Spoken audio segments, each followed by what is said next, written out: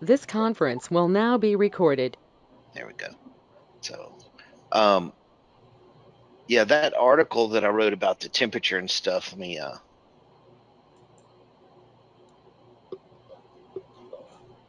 there we go. Temp. I've been adding a few of these and I haven't really been publishing all of them. So you just kind of have to go in and look sometime. Okay. Temp, humidity. There it is. So I got some stuff in there about mitigating freeze, and about the different sources and the different cooling systems, and the humidity stuff I don't have in there yet. 100% connected to the ACABC. But I do think the manual has something in there. Now, I'm in Tennessee, and the humidity is probably 100% at 8 o'clock at night because I'm just sweating like everything, and I still run mine. You can calculate the dew point, of when your tube is going to start to condense, or you can get close. There's a calculation for that if that's what you're after. No, I was just wanting to see mine's coming from a warehouse inside. I'm more concerned. I know the inside is fine. I'm more concerned about what I'm bringing in. Gotcha. But, that's fine. Yeah. I feel like I've arrived, Brian. I got here before Jim did. I know, isn't that weird? It is. He's usually here an hour early and leaves a couple hours late. That's it. Yeah, Jim was slow with hunting questions.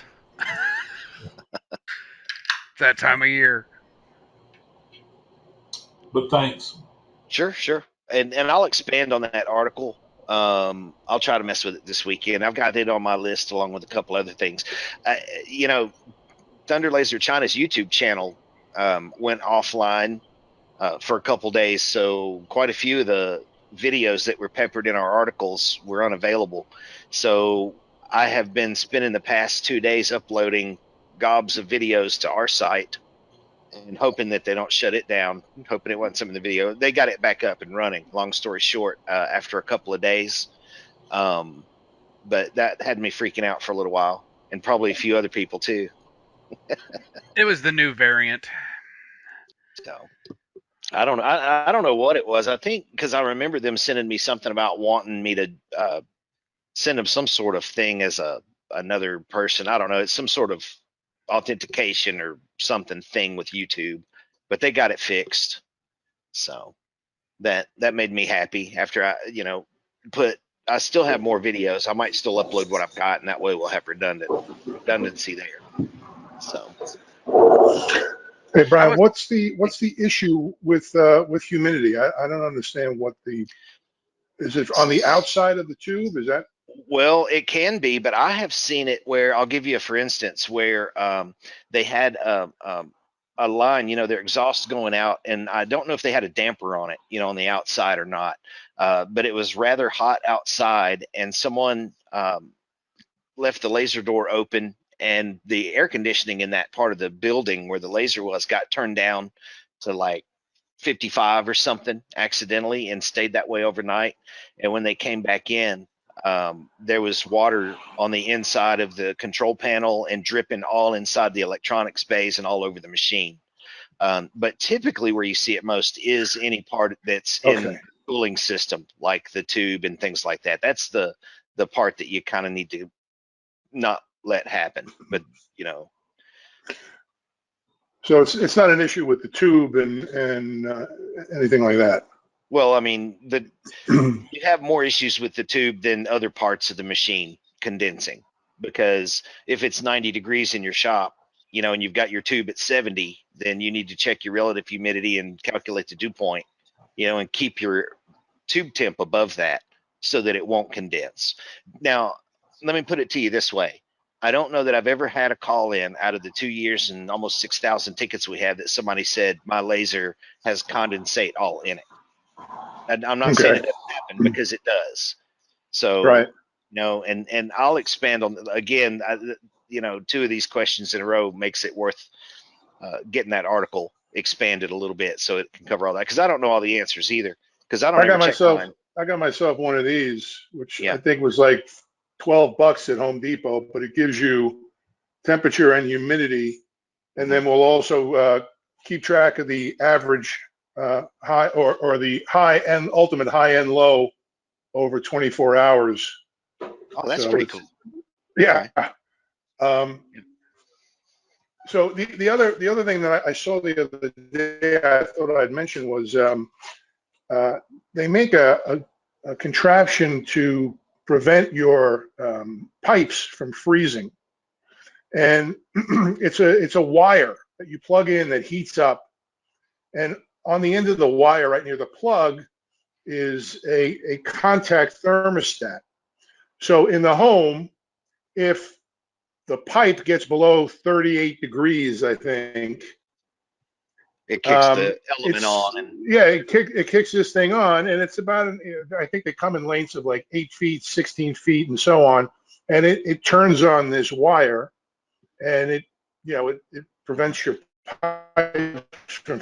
I'm just curious if that might be a solution well, for the laser the, tube. yeah. Well, the problem with that is you might be able to keep the tube from freezing, but you have those lines that go to and from the chiller, and the chiller pump is plastic, and the chiller other components in it are plastic, and they also contain water. So any of True that enough. stuff in the chiller could freeze and crack and bust as well. So in Right. order to fully protect the system in that manner, you could use some sort of heating system to keep the system but you'd have to be flowing water the whole time so that it would be regulated and going throughout the system. Right. So just run the pump 24 hours a day. Yeah, but I mean that's about the equivalent of dropping an aquarium heater in the top of the reservoir and doing the same thing and just letting it run. Right. You know what I mean? Some people have Yeah. talked about doing that.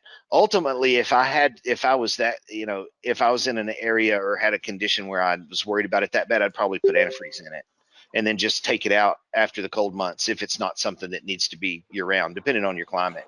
You know?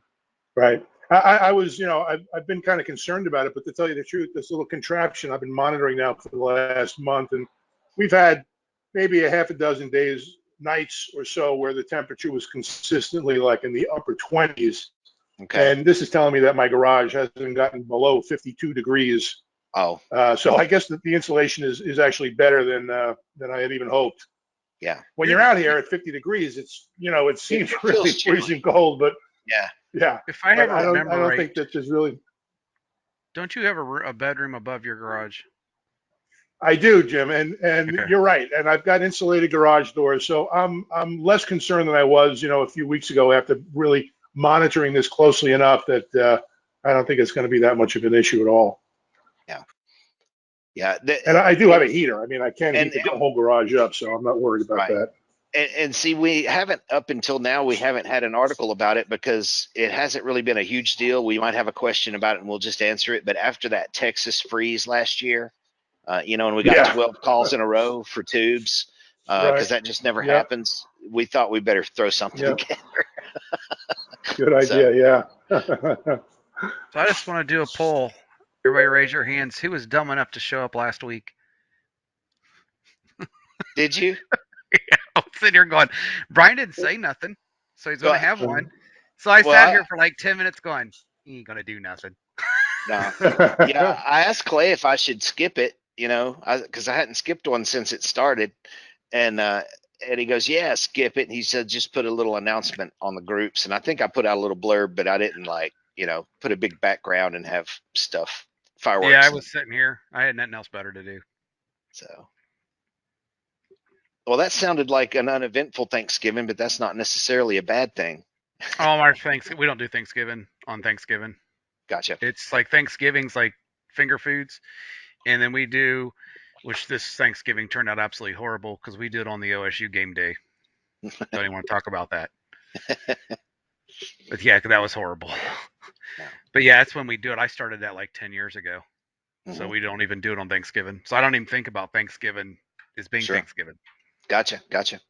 Well, if anybody has any questions, like I said, feel free to jump in. That's primarily what this is for. Otherwise, we'll talk about all kinds of crazy stuff. You need to still get with me. Your On the reminder didn't camera, work. Yeah. Your reminder did I didn't set a work. reminder?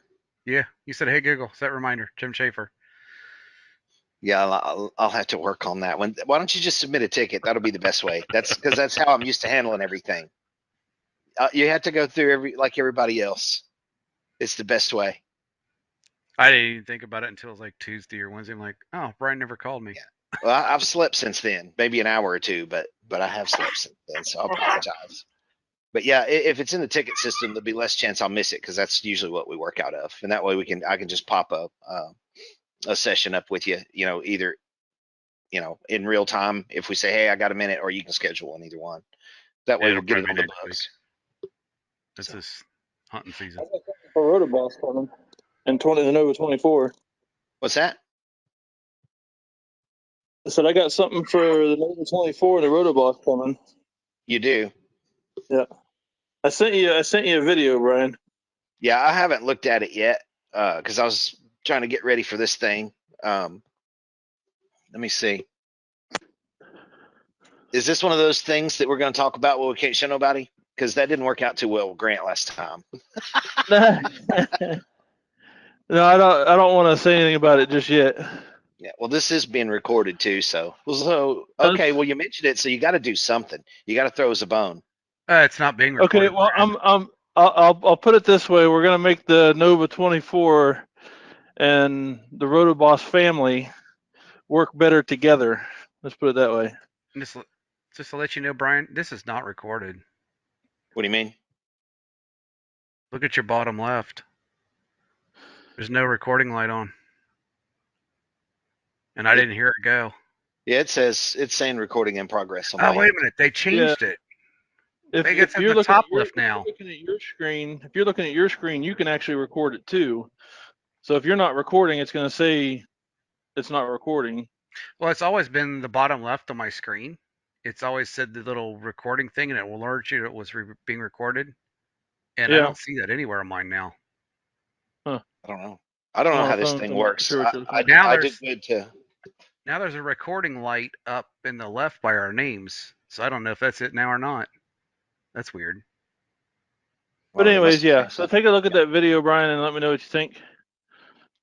Okay. And we can talk about it. I need to talk to you about it offline if it's something you're interested in. All right. Yeah. Trying to move forward with. I'll look at it this afternoon or this evening and touch base with you on it. So. Okay. Cool. All right. Well, somebody asked me a question. Any word on the new Odin, the bigger one coming out? Well, it's available. It'll take a little while to get it. We just haven't put it on the website yet. I haven't gotten mine yet. It should be here by March. Do you know when they're going to put it on the website so we can see the specs and stuff? Or well, the specs are out. They're just not on our site. I can link to that in the.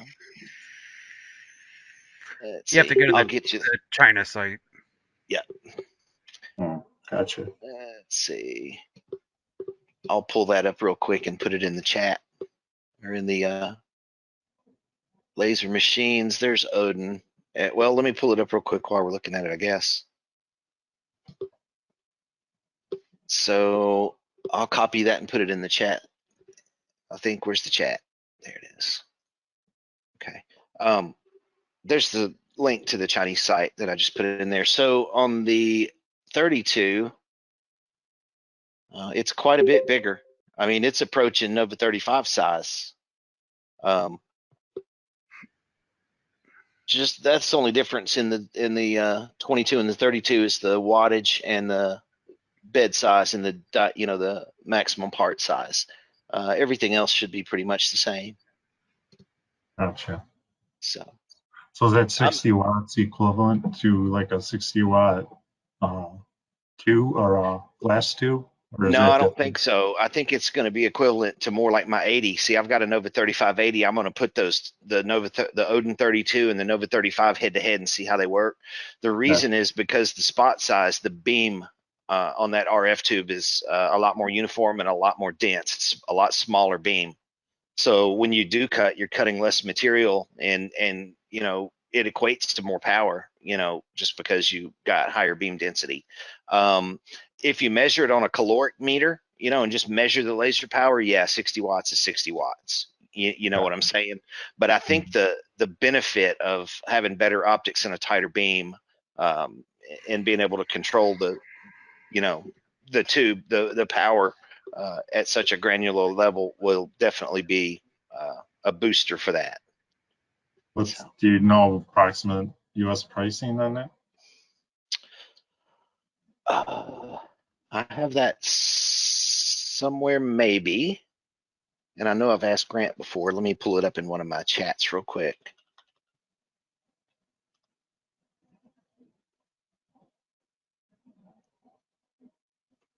Let's see. Let me see if I can find that. I may have to get that from sales because I don't ever deal with pricing. Gotcha. I just handle the techie stuff. Is it true, or is that a rumor that you can, even like on the 51, you can have an RF laser put in it, or is that false? Well, it's kind of false. We do offer RF tube options for the Nova series. But the thing is, since 60 watt is the biggest one, we usually don't do it on anything other than the Nova 35. Because once you get to a 51, typically somebody's looking for bigger power. They're doing bigger things. You know what I mean?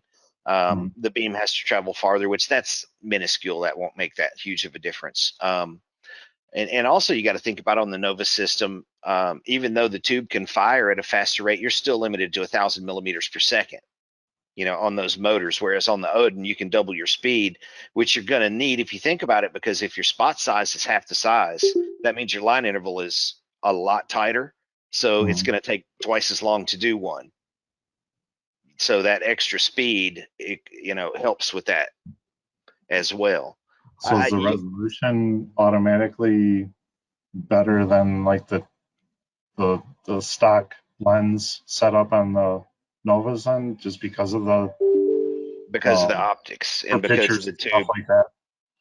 Yeah. The resolution is 7. I mean, I think China mentioned something that it was 7 times more resolution. I don't know what that equates to. I would think that it would be more along the lines of having an HR lens all the time. Gotcha. That's the best way that I think I could describe it. Some of the other differences are to maximize the power is these Odins use silicone, gold plated silicone lenses. They're not as durable as the MO lenses that are mirrors that we use in the Nova series. You can spit on those and clean them with your t-shirt, and they'll be fine. If you do that to one of these gold SI mirrors, you'll scratch it all to pieces and it's no good. The coating is very delicate. So the Odin series requires a higher level of precision and care when cleaning optics and doing things like that. You know what I mean? Just because of some of that. And is it, I mean, just off the top of your head, is it more than like the 51 130 or? I honestly don't know. I have absolutely no idea what they cost. I was trying to find it, but I don't know. There's so many combos about it. Hold on, Odin. Let me see how good this search is. Here we go. Viewing conversation. I might have it. Okay, the Odin 32, and this was October 7th, so it should still be good. 14.4 with a 4 to 5 month lead time. Gotcha. Brian had posted a question in the chat if you see it pop up. Okay, then I may need a forklift for that. So here's the deal with that. We've been delivering Nova 51s the same way, and before that, the Mars series that was the same basic dimension and weight for almost 20 years in the United States. And up until a few years ago, we had a Nova 51 every once in a while that had trouble, but historically they've gone off without a hitch.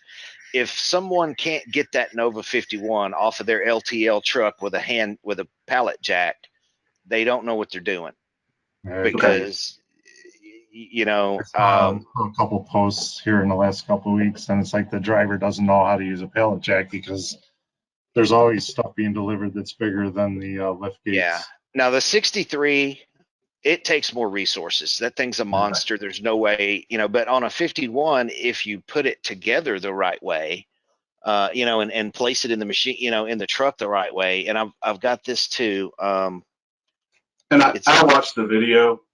I believe the video that you guys showed on the link was, I believe it was a 51, but I'm not positive. That one, yeah. That's what I use, and I'll link this in the text. That's the one that I use as a textbook example of how a 51 comes off. Now, right. And we've developed some things. I talked to one of the guys that delivered some stuff over here, and he's delivered a bunch of those 51s. And he's saying that, and this isn't a very good picture, but if you put some struts here closer to the middle where it wouldn't teeter on the bed on that center strut, alone, that bottom runner, that's the real problem they have. But as long as you put your pallet jack on the outside here, throw it over, set it down, whatever you need to do, and pop it back in here before you let it down, then you just roll it right off. Okay. So sometimes they're intimidated by it. Sometimes they're rules. I don't know. Sometimes they don't want to, It could be a number of things. Could be liability. I don't know why they have so much trouble with the 51, because they've been doing them the same way for a long, long time, and generally it comes out fine. Okay. Yeah. I'm excited about getting it.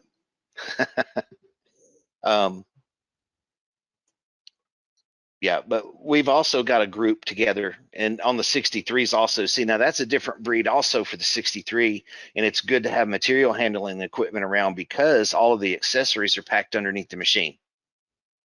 The chiller and the fan and all that stuff is between the bottom, the pallet and the machine. So it's better to have a forklift or some material handling equipment over there so you can safely get the machine up. We're working on some documentation on how to prepare for that if you don't have it, so that's something that's in the works too. More of the logistics and unpacking side, some of the anomalies that we see, we're trying to address those, create some documentation for. Right, I'm just checking out this Odin. Sorry, there's Oh, no sure. pass through on that model then, right? No. In the Odin? Gotcha. What's going on, Travis? Not much. Just late to the party as usual. That's all right. So, you had any good projects this week so far? Dude, I have been swamped. Have you? Yeah, we've been working 7 days a week, usually 10 to 12-hour days, trying to keep up with stuff. Nice. That's a good problem to have. It is. Gets a little tiring after a bit, but sure. All right. Hey, I have a quick question for you, though. Oh, yeah. I love questions. On the Nova 63, what diameter is the laser tube on that? Because I think mine's starting to finally wear out, because I'm having to start to increase my power from my normal specs. And gotcha. So I've got the 130 in there right now, and I think that's going to go up to a 150 when I swap it. I just linked the thing. But the C130 is 80 millimeters. Perfect. That's what I thought it was. So the length is 1650. Of course, if you get length largely determines the wattage. So you'll be at what, 1750 or 1800 maybe. Yep. Which it looks like there's plenty of room in there for it. I think it'll fit. I think it will. And you've already got a 150 power supply, so you're good there. I was probably going to rip it out anyways and go with the new one, because that's one of the first generation power supplies, and I really like the new ones that are in that 35 I have. Oh, the MYJG with the remote, where you can put the remote meter on it. Yep, because I actually bought the remote meter for that one too, so I'm going to be putting it on my laser. So I'll probably do the same thing on my 63. Yeah. Now, you may not realize the full potential. We'll have to look at the max current rating on that tube that you get, but you may not realize the full potential, because our Thunders are calibrated to the 130 tube with the 150 power supply. So when you go to a 150 tube, you may have a higher threshold, which means that you could actually turn that 70%. We may need to match the config to your tube, on that end, but that's no big deal. We can do that. Well, and I have the 70% turned off on my 63. That's right. I forgot. Yep. Those vendor settings don't apply to you. No, I'm Nope. just kidding. That's why I So, started laughing. I'm like, it don't apply. So Yep. I've got a thing in the chat here about using the Corel draw macro, and after updating Lightburn, it didn't work. Tried to redo it. Now it's not working. The only suggestion, I don't have a suggestion for it. My only suggestion would be to email support@thunderlaserusa.com, and we could create a ticket and jump in and have a look and try to help you out with it in a remote session. I haven't seen anything in Lightburn's forum that would indicate that there's a problem in Lightburn. It's probably in the Corel draw side, if I had Yep. to guess. And Yeah, honestly, if they the macro, I've had the same issue with mine. I had to completely remove all the macros and basically remove everything, shut everything down, start everything back up, and then reload the macros, and everything worked fine. Now, I wonder if I it's don't the know. case that I didn't one get with file. Lightburn to find out what. It may be the case that when you update Lightburn, Do maybe what? it lost. It may be the case That might be that because I did recently update it when that did happen, but it. I'm talking to the other person right now that asked the question. Hang on a second, Jason. It may be that no. when you updated the Lightburn, maybe it lost its path to where that file was that you have to drag in there. So I know you said that you went back through that, but may have to copy that file out of the Lightburn folder back into that other place again. That step sometimes gets missed. If you have trouble with it, though, like I said, it's probably best to shoot us a quick email and we can just help you out with it. Yep. The other thing also is if they want to do a quick search on the Lightburn group or the Lightburn forums group on their website, I want to say that they posted, this was There's a a video. while back, but they posted a little fix file that would automatically correct that for when Corel doesn't update and screws up something. Yeah, they have videos on there too that walk you through exactly how to import it and set it up and change the Yeah, I see one about a script error. Hang on, let me see what whatever. that is. We can point you to. Okay, so okay, yeah, I see that you posted pics on your page. I mean, I haven't seen them, but I mean, to really get support, you really need to email support. Doing that over the Facebook forums, if it's more involved than answering a simple question, is a horrible nightmare for us to try to manage. So the support ticket system is always the quickest and best way to get resolved. So I did find an article about that's with an error with a macro. I'll put the link in there anyway. That'll at least get you in the general direction of the Lightburn forum and the Corel stuff in it. So if you want to search around in there, that may help in the meantime. But yeah, we can help you out, no problem.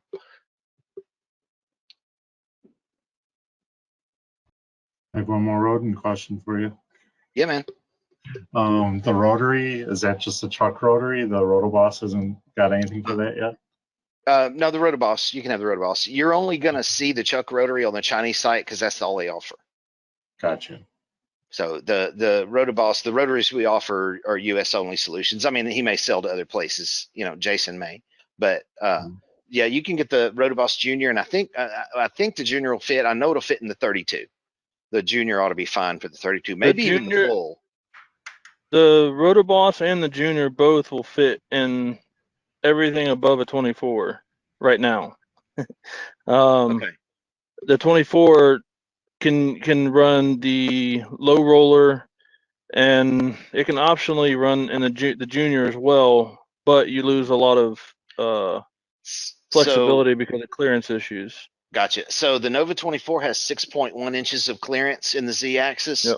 The Odin 22 and 32, I thought that 32 had a little more depth, but it doesn't. They're 7.5 inch, whereas the rest of the Nova series is 9.1. So yeah, anything above 8.5 inches, the Rotoboss will work in. Anything above 6.5 inches, the Junior, and anything 5.5, the low roller. So this and is then that'll, like I said, that'll soon that'll soon change with what I sent you a video of. Okay, I'll look at it. Now the Odin doesn't have blade system in it either. So Oh, it doesn't. Okay. no, it's got a flat aluminum table and a honeycomb. So But you said it has how much clearance? 7.5, and that's probably with the honeycomb in it. You can probably gain another inch by pulling it out and sitting it right on the aluminum, on the platen. Okay. If that's the case, the Junior will fit in the Odin then. Okay, the low roller the will for Rotoboss, sure. Rotoboss won't.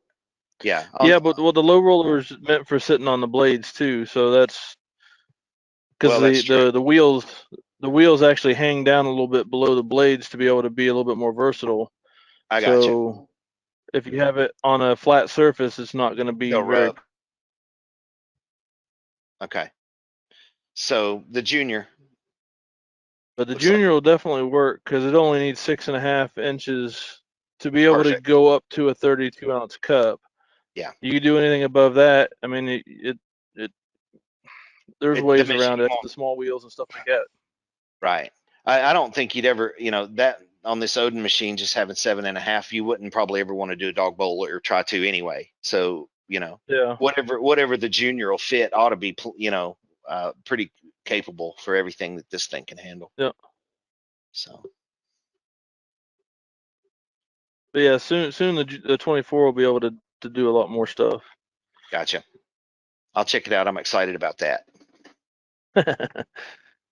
Everybody else will be too, hopefully. I feel like I had to cheat on you though, Jason, because of all the training videos that I'm producing. I had to buy a pie burn. Oh yeah. So now I have two Rotobosses and I'll have a pie burn on its way. Are you going to do a review? Huh? Are you going to do a review? I am, but I can tell you right now, just by looking at it, pie burn's got nothing on the Rotoboss. The biggest thing so there's one thing that I've noticed that I actually like better about the pie burn, but most of it I don't. The one thing is the end stop where your tumblers sit up against. They put a wheel there instead of a hard plate. That's the only thing that I like more than the Rotoboss. I actually kind of like that too, really. Yeah. I mean, I don't use one enough to know how much more effective it is or not, but I like it. Yeah. Well, that's kind of where I'm at too. I like the idea because there's less of a potential of it scratching tumblers and stuff like that. But like then you get a potential friction. Yeah, exactly. You have potential friction and stuff. But yeah, to adjust the width, like on the Rotoboss, it's nice. You just got the wheels, you just adjust it, you can get it really fine tuned. The pie burn, there's like a little knob you have to undo, and then you move it by hand, and then have to retighten it. It's kind of ghetto. A lot of people like that. You gotta watch out on for the pie burn on the adjustment. Mm-hmm. The lead screw will actually drop on you. That's what I've heard. That's why they got that thumb screw in there, because they haven't figured out how to fix that yet. Yep. Yeah, that's what I've heard, and so we'll see. I ordered up one of their limited edition Christmas ones, so it'll be all festive. Right. So cool. Well, we'll see how that goes. Yeah, do a good review, because I'm trying to get. I was trying to get a hold of one myself so I could do a side by side and comparison and everything. Yep. But yeah. No. There's a lot of. Yeah, because I'll throw the Rotoboss Junior on my 63, and I'll put pie burns on my 35, and run them side by side and do a good review on it. Cool. Sounds good. I have a quick question about using about light burn in general. So I just got my 35-100 and just started using it. So in light burn, when I open up a project and I set a layer like layer 00 or layer 23, and I set the properties for that layer in a certain project, if I close and open light burn, is it going to honor those same properties for the very next project, or are those properties for each layer specific to the project within light burn? They're specific to the project. You can default them. There's some buttons in there where you can make that the default, I believe. Okay. Well, that's changed a little bit, Brian. On once they hit light burn 1, Now once he added the T1 and T2 layers, he readjusted those. So if you have your 0, black layer set for say 40 speed, 60 power, and then you close that project and you re-import it and you sign it that black layer, it'll remember the last setting that you had assigned to that layer. Okay. Now if you open a different Lightburn file and it already has settings applied, of course you're going to get those. You know, Correct. you're going to bring those unless you import it. Now you can import a Lightburn file and just bring in the data, you know, the design and not the settings. If you needed to drag in a Lightburn file and didn't want it to affect the settings, if you wanted to keep yours.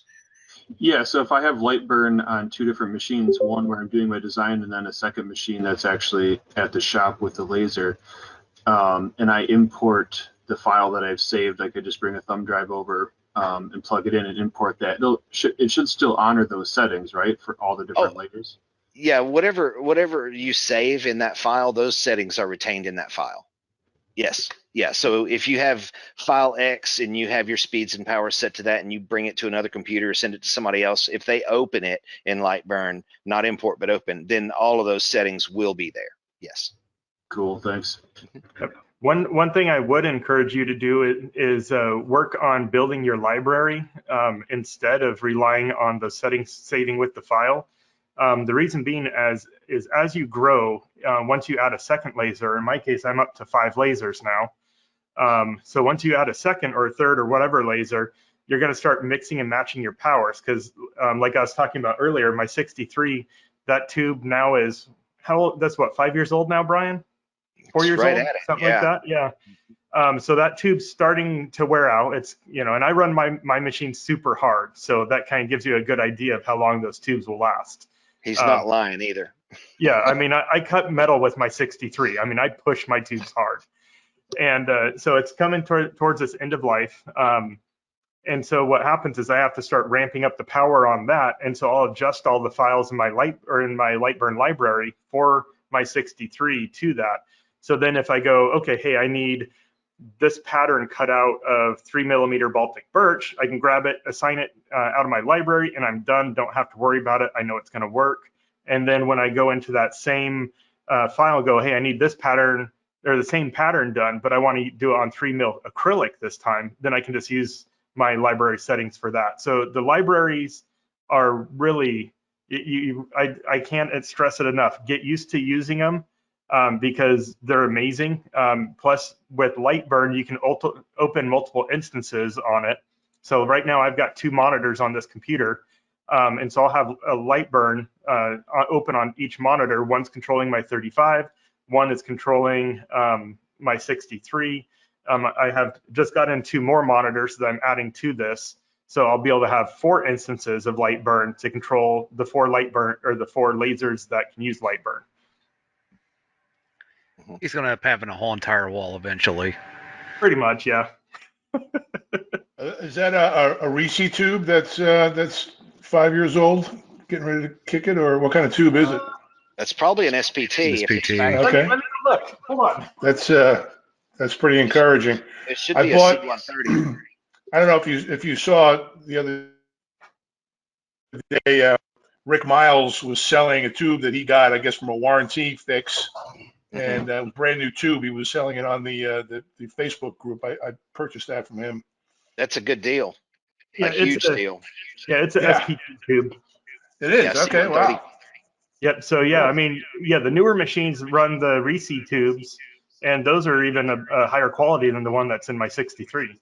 That's what I Well, heard. Yeah. I don't know.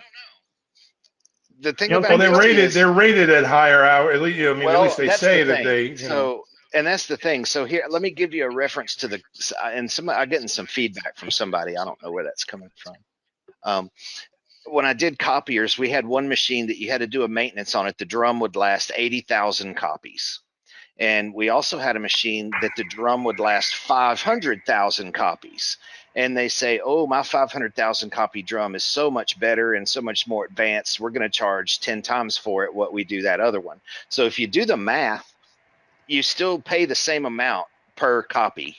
So you're paying, if you think about the life of these things, you're paying the same amount for period of time between a Reese and an SPT. Reese's are cheaper, but they don't last as long. Reese's cost more, but they last longer. It's not necessarily a total indication of quality. Some of it is better.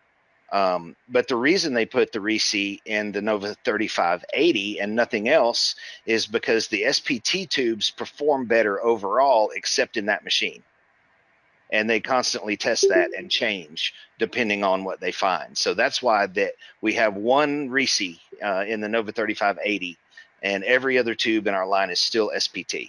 So it's not just, I mean, the quality is good. Reese's a good tube. Arguably, Reese and SPT are two of the top, or the two top. But the lifespan, what happens, you know, if or think about a tire, you got a 30,000 mile tire and you got a 100,000 mile tire. Well, I could get a 100,000 mile tire, but what if I ride it real hard and I poke a hole in it or cut the sidewall? You know, I'm only 20,000 into it. If I have a 40,000 mile tire and I bust it at 30, I don't care. You know, because I'm close to getting another one anyway. It would suck to buy $1,000 tube and burn it up in 2 weeks or have something weird happen to it. I'd a whole lot rather burn up one that lasts a couple of years and, you know, has a price that's similar to that. But I don't know. That's just perspective. That's a good point. It's a good point. You know, getting back to that question about the light burn, I've been reading up, and I'm assuming that I'm going to want one of these Raspberry Pi things. I use a Mac, and I've heard that the best way to connect wirelessly is with the Raspberry Pi. Mhm. Does this thing, if you get the Raspberry Pi through, you know, through Thunder or however, is it loaded with Lightburn, or do you have to buy a separate license in addition No. to the Raspberry Pi? So that image for that Raspberry Pi is free, and they have a link to it. They sell a plug and play kit. Lightburn does, Thunder doesn't, and it's ready to go. You plug it in and set it up, and you know there's some instructions, and you're off to the races. But So it you includes can, the license for the software with Yes. the gizmo. Okay, Yes. gotcha. Because I've been using the 30-day free trial, and I'm expecting to have this machine in a couple of weeks, and Mhm. I didn't want to purchase a license and then end up having to get the Raspberry Pi and paying twice No, for that it. So that image is even free, but it comes with it. So you'll just put the little card in if it's not in there and plug it up and follow the directions. So if you okay, nice. if you wanted to do it yourself, the only real difference is you go on Amazon or somewhere and buy a Raspberry Pi 3 or whichever one, and then download the image and compile it yourself on the card, which there's instructions on the site about how to do that as well. If you wanted to DIY your own Raspberry Pi. So, And I'll jump in and say that's not very hard to do. I have 2 of them that I DIY'd. Yeah. And they work flawlessly.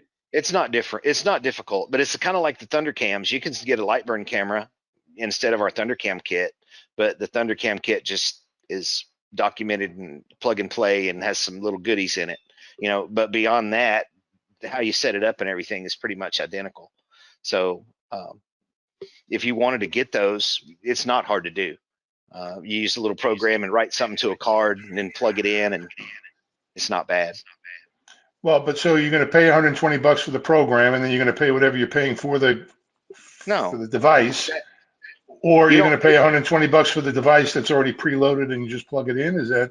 No, if you get the one from Lightburn, it includes the hardware. The software don't cost anything. The disk image for that software that runs on the Pi doesn't cost a dime. You're buying the hardware from Lightburn for the bridge, all ready to go. Just plug it in, and it works. If you go on Amazon and get a Raspberry Pi, then you have to do all the legwork. You have to take the image and download it from Lightburn and put it on the SD card and expand it and then put it in and then run it and set it up. That's part of the fun. Yeah, it can be. But no, what Lightburn is selling you is a Raspberry Pi that's already together and already programmed and already ready to go. You're not paying for a license or a key or a program with that. Yeah, it doesn't have the Lightburn software. Yeah, the special software that runs, it's Raspbian. They made a special flavor of it. The thing that runs on the Raspberry Pi, that doesn't cost anything. So you can spend $70 on the parts and put it all together yourself, or you can go to Lightburn and pay 120 and get it in the mail and plug it in and start using it. That's the difference. But don't you have to pay Lightburn for the license to use Lightburn? I don't understand. No, He's asking you don't about have Lightburn. Lightburn has comes nothing with, to do with the bridge. yeah. You have to have Lightburn to use the bridge. Are you saying you don't have? I don't understand. If you, I I don't understand I either. understand what he's saying, Brian. Basically, Arthur, Lightburn is independent of the bridge. They are two separate entities when it comes to one's the hardware, one's the software. You can download a free copy of um, Lightburn, and you get like 30 days free, and then basically you get your key from Thunder for the year for Lightburn. The bridge is something completely a different entity from Lightburn. It's a completely separate thing. It's not Lightburn. It's the Lightburn bridge. Does that make sense? Okay, so the Lightburn bridge is the gizmo that gizmo you plug into the machine, right? Okay. Yes, exactly. So you can buy that on Amazon and then load the bridge software into the gizmo, and then I get it. I understand that. Sure right, thing. so That's when you get the perfect, machine, because I'm not getting a brand new machine. I'm getting the machine from Jordan Bland. I'm buying his 51. Mm-hmm. So I need to get the license for my computer, right? Because the laser doesn't have the software on it, right? Unless he's transferring the license to you. Right. I hadn't asked him about that. I'm not sure he's getting out of the laser business. He's just moving to a different location. He's not bringing his machine with him. So I would just, since it's this situation, I would just buy the key for Lightburn, the DSP key for $120, and then right. Okay. Yeah, that's what I was expecting to do. Yeah, so you should only have to pay that, and then if you want the bridge from Lightburn, you can buy their bridge, which is take it out of the box and plug it in, the gizmo, Right. or you can make your own gizmo from parts that you acquire somewhere. Gotcha. Okay, understood. Thanks, man. Sure. And Raspberry Pis are fun. You can buy a kit and it comes with a power supply and a case and a little card, stuff like that. And it's not like you have to solder a bunch of stuff and no electronics theory. It's kind of like putting a kit together, like a model with wires. So it's pretty neat. If you want to tackle it, I'll help you with it. All right. Free time. I'm not sure if I have the free time to mess around with that, but well, that's what the Lightburn solution's for. Is you can just get it in and plug it up, and 5 minutes later you're going. So, hey Brian, can I bounce an idea off you? Sure.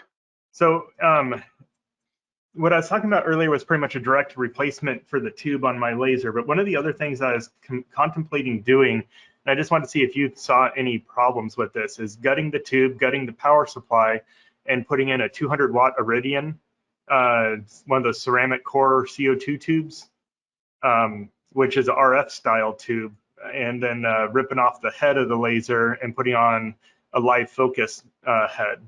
Do you see any issues with that on a Thunder?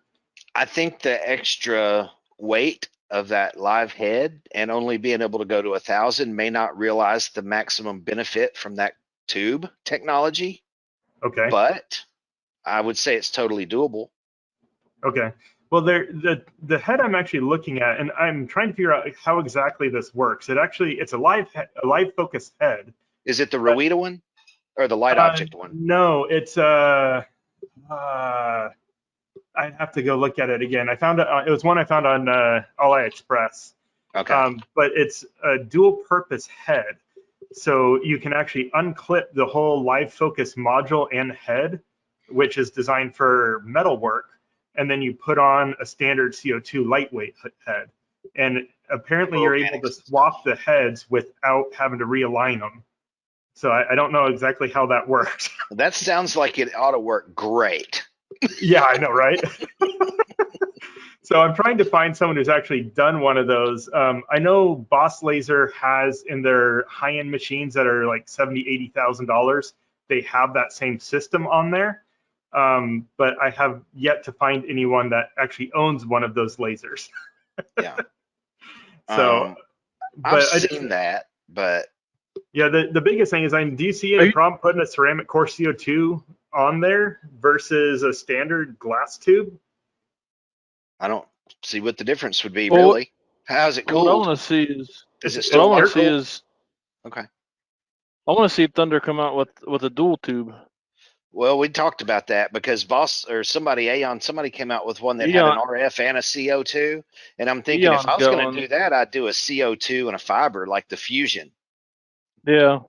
Yeah. Well, Yeah, Boss did something similar with their HP series. They switched over to they switched over to their CO2 X class tube, which is capable of doing metal as well. So that way. Yes, but it's all it is a different head. It's a different head, and it's injected with oxygen. Oh, gotcha. So it's basically a plasma cutter. It can only cut up to 18 gauge stainless. Gotcha. So you're better off getting a small fiber than you are to spend that kind of money on one. Did you say a small fiber is still a sore subject for me? Oh yeah, yours is still somewhere in the ocean, isn't it? Well, so DHL lost it. They couldn't find it. They issued us a claim number and so we started the whole process to get our money back. And then magically, a couple days ago, it showed up at a facility in Miami, Florida. And you should now take it a says vacation it's all to the way. Miami and go get it. Yeah, so now it's all the way up in Anchorage. It arrived this morning, and it's supposed to be delivered tomorrow. So we'll see. So who knows on that one? But yeah, the Iridian ceramic core is supposed to be able to cut up to 20 gauge stainless, which is all I need. But the thing is it injected as well? You need a separate oxygen tank, don't you? No, because that one it's a ceramic core RF, and it's a 200 watt. Yeah, you can adjust the frequency on that one. You can pull the frequency down and help that cut. Yep. Oh, now, that's true. Who's running 100% O2 gas shield? I was. Wow. With that Boss HP, you almost have to. Yeah. I have mine set up so I can switch it back and forth between oxygen or just compressed air. I'm not playing with oxygen. Come on, it's nice and flammable. Well, I know it's not flames. flammable, but it makes everything else flammable. Ask Apollo 13 or whichever that had a 6-inch piece of Velcro take the whole spacecraft down. Yeah. Well, luckily I'm not cutting Velcro, so we're good there. And you're not in space. Yeah, and I'm not in space. Why don't you just try some acetylene or something different for a change? Oh, God, no. Wow. Yeah, I actually thought about, I don't know if it would work or not, but I thought about hooking up one of my argon tanks to it. I was sitting here thinking argon. Yeah. Oh, geez. That's what I have that for my welder as my shielding gas, and it's like argon blend or something. Well, they use a nitrogen shield on stainless, because it's an inert gas. I wonder what argon would do. You're going to have to start cutting some different stuff and seeing how it works. Just get you a 1 kW and be done with it. And then you ain't got to worry about it. If I go up so we actually have been toying with the idea of next year going up to a 2.2 kilowatt fiber flatbed on a 5x10 platform. That's what I'm getting ready to get a 2K. Yeah, but they're expensive. They're $125,000. Oh, that's pocket change. Yeah. All right, good. Then you can buy mine for me with your pocket change. No, I don't have enough pocket change for two. No. No, they are expensive for sure, and obviously depending on the brand you get, Yeah, I mean, I've been looking at that too, and I want to start cutting metal, and there's nothing really practical CO2 wise that can do it. And usually with CO2, you get a lot of slag, especially on the steels and aluminum. If you try to cut aluminum, that's almost impossible. Oh yeah, you're not getting. I can't even make a mark in aluminum, but mild steel I can get through, and there's a lot of slag. But when I push pure oxygen through it, it eliminates almost all the slag, which is nice. Does it? Yeah. Yeah, that's the good thing about the fiber. Though the fibers are nice and clean usually, if you don't push them beyond their threshold. Once you push them beyond the threshold, they start to slag up and not cut so well. Oh, Yeah, Travis but yeah, will find on out. that 2.2, they say it can go through. It was either inch or inch and a half steel. Yeah. Well, I guess it depends on the brand, but mine, the one I was looking at, is a 2, and it could go up to 5/8 plate steel without any problems. I mean, obviously, I don't think that's the max, but it'll go through 6 mil aluminum, up to 6 mil aluminum. Which brand are you looking at? I don't know it off the top of my head. It's actually Eon. Eon sells it. It's like they're picking up some off-brand. Have you checked out Marco Wong's fiber offerings over there at Light Object? He could even build you one custom if you wanted. Yeah, and say the one that I've been looking at is actually it's the Boss FC 6012. Yeah, well, Laguna has one, but I heard that's not. I've never seen one, but everybody's like, oh, it's just a knockoff. It's no good. But I don't know personally what. Laguna makes a good plasma cutter, but I don't know about fiber. They've always just been a plasma game. They got several new fibers out, and I've been looking at them. I was hoping Thunder had something in the wings for big fiber. I've been pushing Brian. Brian won't give me one. We just now started little fiber. We got to work our way up here. Well, no, I know, but you know how things go. I mean, you have something going and you release it, and then you got something in the wings coming behind it. I was kind of hoping they had something coming. One of the things that makes us so awesome, I think, is the simplicity of our product line. And if we start making all kinds of crazy stuff, that adds a whole lot of complexity. Now, I mean, we've got the Titan 250 we could build off of and put a fiber source on that thing. It's 5x10, I think. So what's wrong with that? So do that. Put on a nice 2.2 kilowatt fiber source, and I'll be happy. On a Thunder, it's a little bit more It's a little bit more complicated than that.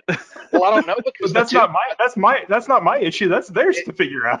It might not be because the tube can ride on the gantry. Yeah, true. Well, so it would be pretty simplistic, actually. Yeah, well, on the fiber, you don't even have the tube. You wouldn't need a tube. Yeah, I mean, I guess you put the driver in a box on the side. Yeah. Oh, so where your second lens is actually where the fiber shoots from then. Mm-hmm. Yeah, that might. On all the fibers I've been looking at, there's only a single lens on them. You don't have multiple lenses because you've got the source which shoots through the fiber shoots through goes up and curls however it needs to because it's flexible, and then it shoots it through the lens, and you're good. That's because it's a gantry system. You don't need that width. You only need that on the galvos because you're trying to gain distance. You're trying to gain workspace. That's not a problem with a flatbed. Yeah. So, yeah. There's a big difference between a galvo and a flatbed fiber. Huge difference. Flatbed fiber is more like a plasma cutter than anything. Yeah. Well, you've still got that final focusing lens right at the tip, and that's the only lens on the gantry ones. Mm-hmm. Yeah, but you don't have to worry about like on a regular galvo where you have the beam coming through and traveling through and hitting different mirrors and stuff. Oh yeah. You're just basically taking the beam and driving it straight through a focal lens, and that's it. All right, Brian. So when can I get a R&D unit? Well, let's see. I don't know if I send it through the same shipping company that has your fiber, I'll guarantee it in a week. So was it actually in Cincinnati at any given time, like as thought? So it was in Cincinnati, and when I talked to DHL yesterday, it was truly lost for a period of 32 days. They have no clue where it was. They have no record of it ever leaving Cincinnati, and they have no record of it ever arriving in Florida. But when they were doing a routine warehouse scan, someone scanned it in their Florida warehouse, and it threw all these flags because there's all these open cases and stuff on that package. Well, that's like USPS does the same thing. I had a package missing for 30 days. I filed a complaint, and within 2 days it was delivered. Yeah, ours. Like, DHL was giving us a runaround. They didn't want to give us our money back at all. Not even like my import tariffs or anything. They didn't want to give any of it back. So we all filed chargebacks against DHL, And 7 days after we filed the chargebacks, magically the package is found. Well, I hope they gave whoever scanned that package in a bonus or something, because he probably saved their butts. Yeah, by a little bit, because that thing we had that thing way overinsured. So yeah, they would have lost a lot of money. Sweet. Well, I guess I'm going to jump off here, guys. Does anybody have any last minute questions? Brian, the only thing I have for you is next time you talk to China, if you could actually find out if they would be willing to do a custom built flatbed on a fiber, either a 1.2 or a 2.2 on that 5x10 platform. Because I mean, they've already got the platform. They just need to modify the source of it.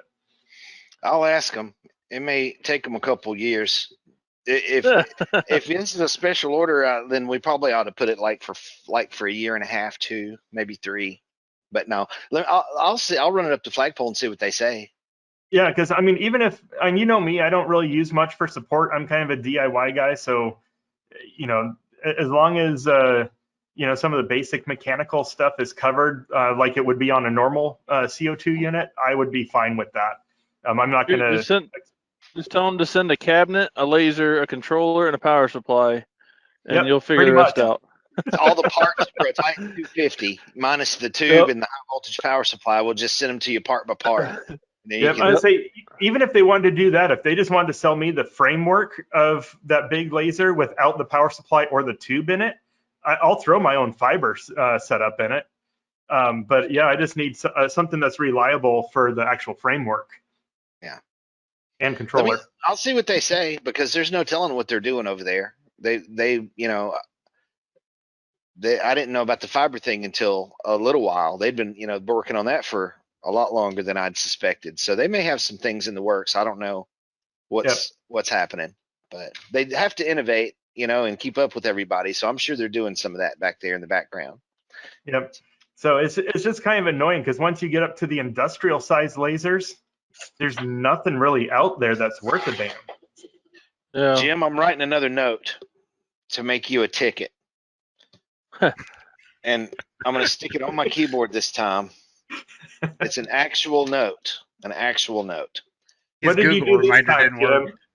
No, his Google reminder. Remember he said last time, he said, hey, Google, remind me to get a hold of Jim Schaefer. Well, I'll tell you what happened to that is I started saying, this is a great feature, so I'm going to remind myself to do everything. And then all of a sudden there's like, you have to do this and this and this and this. It just goes, start scrolling, and I'm like, forget it. And I just swipe them all away. You need to pay your assistant better. I don't have an assistant. That's my problem. Well, Google. I need one. Google's been your assistant. You need to pay her better. She can take care of you. Believe me, I pay for technology a lot more than I should. Oh, Good grief, it's insane. Trust me, I'm waiting for the day Brian's in here without his headset on, so I can start talking to his Google through the speakers. There you go. I know. Yeah, start turning all your lasers on and off, your lights on and off. What's funny about that is one of my videos had that in it, me saying it to do something, and I was watching the video and all that stuff happened again. I was like, what happened? It's nuts. Anywho, well, I'm gonna jump off here and hit a few calls, and then Brian, I guess look at that video. Look at that video, Brian, and get back with me. All right, I will. All right, cool. Yeah, you want it, Jim? Yeah, I want to talk to Travis. If he's got time. Oh, I see. I got a few minutes. All right. Not presenter. You need to be organizer. All right, bye-bye. Take care, Jason. Bye. Thanks, Brian. All right, well, I'm going to jump off here too, guys. Y'all take it easy. All right, see ya. All right, see ya. Thanks.